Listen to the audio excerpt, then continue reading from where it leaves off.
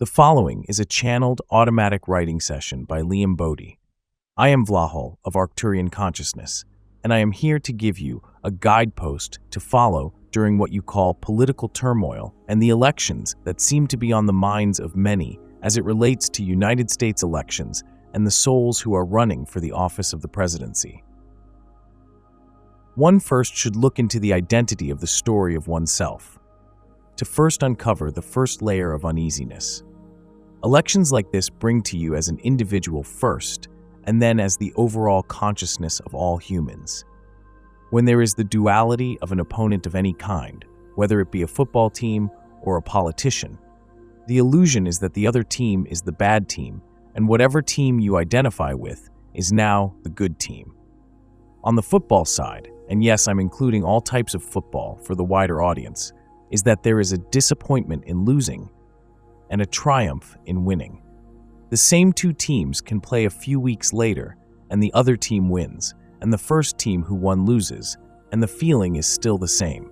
Bragging rights and fun jabs back and forth, but you certainly feel the emotional wave either way. This is the reason you buy tickets to games, so that you can be part of the identity of the team and help your team come to a victory. While sports in some cases can have a rivalry that goes too far, the political game that is being offered to you is because you give it the energy that it needs to keep thriving. This an arena where fear is the opponent, and if the party that you mostly identify gets you to fear the most, they can get you to cast a vote so you can be protected from all the scary things they've convinced you will happen if you don't. The fear television that humans call news won't have the influence of fear any longer if there was no one watching. Isn't that true of all things that present as fear? Take a moment if you feel affected by the political climate, the state of the news, or the hate rhetoric that you hear, and you think that the world is going down the tubes. The first step to finding your power is to realize that you're completely free to do whatever you want to do. You're a completely sovereign soul.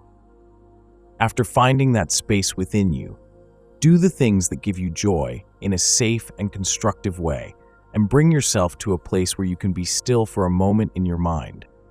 Reconnect with yourself in the stillness and place your thoughts in your heart, and from this space of love, this place of compassion and acceptance, love into the places of your life that cause unease. Realize that you're here on earth to learn things, and ask yourself, what am I supposed to be learning from this situation? Find the lesson in it, and from the space of love, be in thanks for the lesson. Go back to every time you've ever felt unease in any way in your life, and love into that in the same way. Spend some time each day until you get back to the now you find yourself in, and in that moment, you'll find a different conscious space where you'll see people being angry for no reason, and it won't make sense to you, and you'll hear people try and tell you a fear tale about this or that, and you won't connect to it any longer because you've moved past fear-based thinking and grown into love consciousness. From this space, you can vote without pressure or not vote, or do whatever you want to do because of love. And from this space, you truly hold the power of you.